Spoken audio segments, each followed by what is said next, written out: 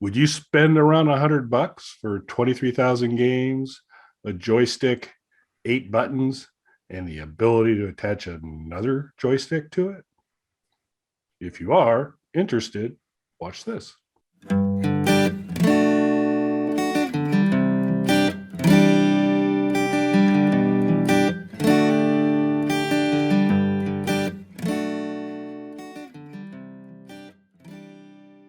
Bog Panda. Hi, everybody. This is Kelly at KELLYTHUL on Twitter and Instagram. I am Dr. Mike at Official Pagan on everything. Make sure you guys like, subscribe, leave a comment, hit up our merch store, and do anything else that we tell you to do. Yeah, I'm sure that's going to work well. I think we've got just complete control over the audience. So thank you for that. So we're back to Super Console X-Land again. Yes. The many form factors of Super Console X. I have the Nintendo larva looking kind of Super Console X. It had about 35,000 games on it, I think. Mike, your form factor was the same, but it was the kind of the bumped up Super X Brome fancy edition. Yeah. It's like 45,000 games or something like that, the one that I have.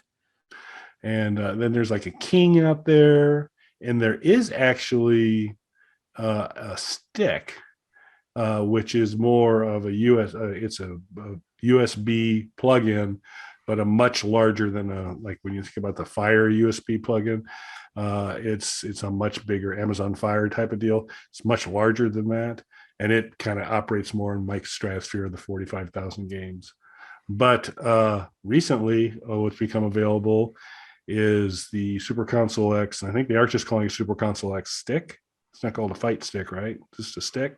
I think it's stick, yeah. That is a self-contained unit, as most Super Console X's are, with a joystick, 8 programmable buttons, and around 23,000 games on it.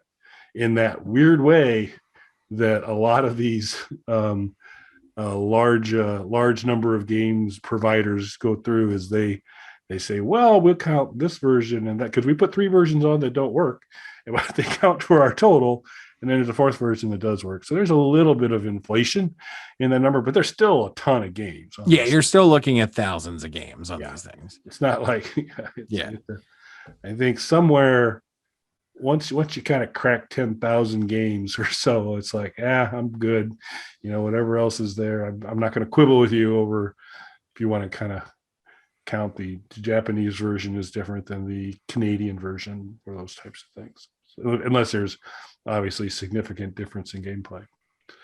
But looks like so we'll include a link. There's a gentleman that did a review of it. We'll include a link to that so you can see some hands-on experience with it, because much like Arcade 1-Up, Ken Hank has been ignoring Bog Panda and has not been sending us stuff to try out and tell you guys about. But we're available. We'll continue to try and remind everybody.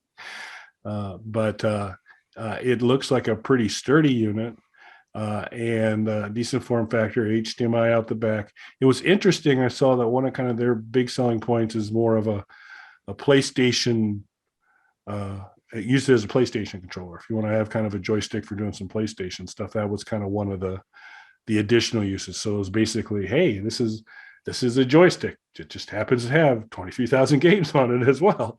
But you can use it to kind of, if you wanted a joystick for some PlayStation games, which I thought was kind of interesting. Yeah, the form factor of this reminds me a great deal. There's an 8-bit joystick that's out, and this looks very, very much like that, like almost identical to that. That's obviously where they pulled a lot of their inspiration from. And 8-bit tends to model their joysticks and controllers, which are very high quality. They tend to model their stuff after existing systems for everything. I actually have one right here, not the joystick, but an 8-bit controller. So this is modeled after a Super Nintendo controller, as you can see, but it has the analog sticks on there as well. Right. So they tend to model their controllers after stuff. They're not the cheapest controllers you're going to find, but they are really good, really sturdy quality controllers. So I was actually considering that 8-bit joystick, which looks a little bit like the arcade joystick from the original Nintendo, but obviously with more buttons. Then I saw this, which is a similar form factor with built-in games. And of course, it is just a USB joystick, so you can use it for other things as well. So now I'm kind of torn what direction I want to go, because while I probably have all of these games on my existing Super Console X, it's convenient to have another one that I can just, put in the guest room and leave on that TV kind of thing. So something along those lines, or just take it with me somewhere. So, one of the things I like about Super Console X is that it is kind of portable. Prior to this whole pandemic thing, I tended to split my time between Philadelphia and New Jersey. Maybe I could leave one in New Jersey, something along those lines. So it's definitely something that I'm considering. Yourself, sir?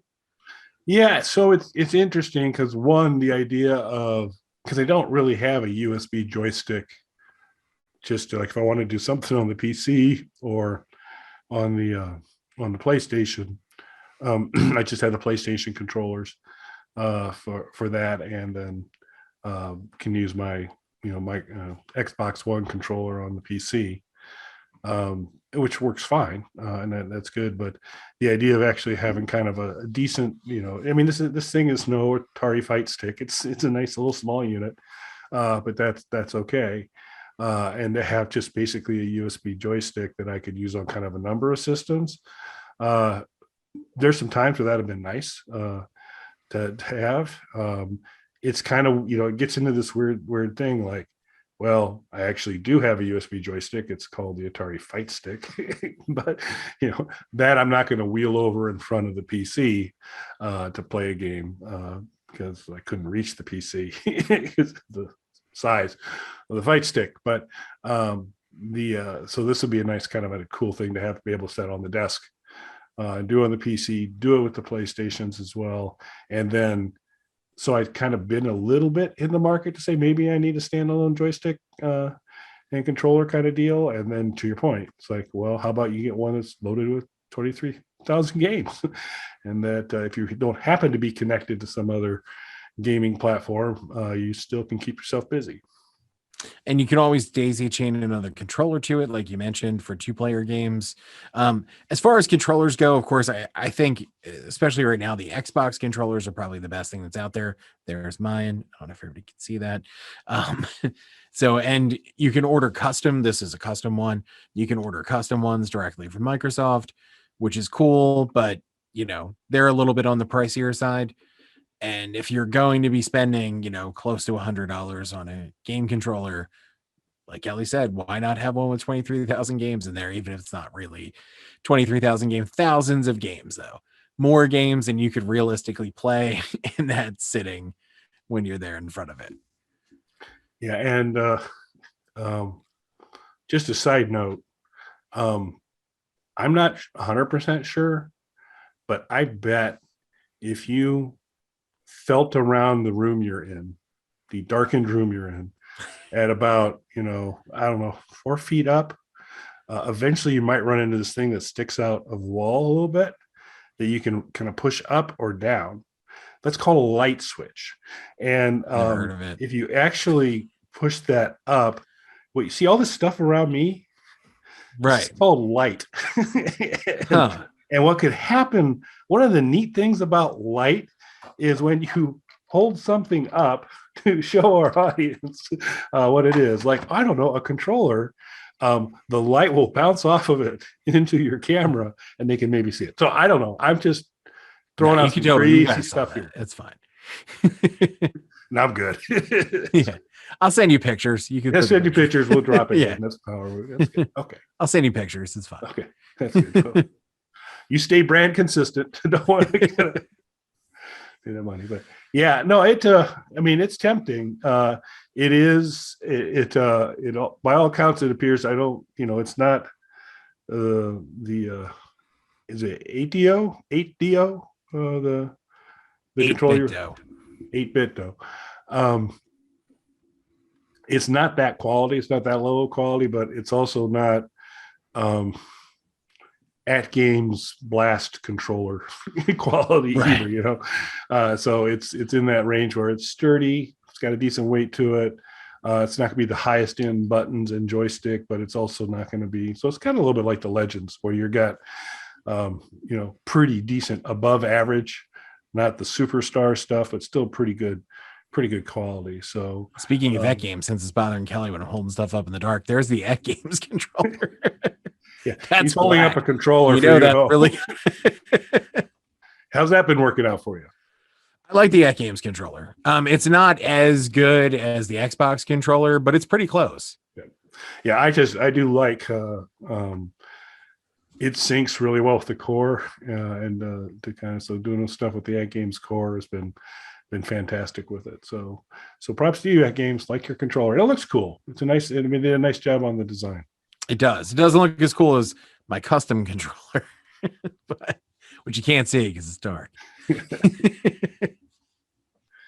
Excellent. Well, so yeah, we wish to hear from you folks if what you think about this particular one. I do think it's kind of a pretty clever move because it's kind of a 2-for-1. It's like, get a pretty decent quality joystick, USB joystick, and a bunch of games. So now you got something that's super portable that you can kind of take wherever you want to go, and can do some things there. And so it could be a nice little additional add-on. So yeah, I like that sort of bonus value of it just being another joystick that you can have. Because one of the things I'm looking forward to with the Amiga Mini is having that CD32 controller, even though it's a little smaller than the original one. Because I've seen a lot of positive stuff about that controller design.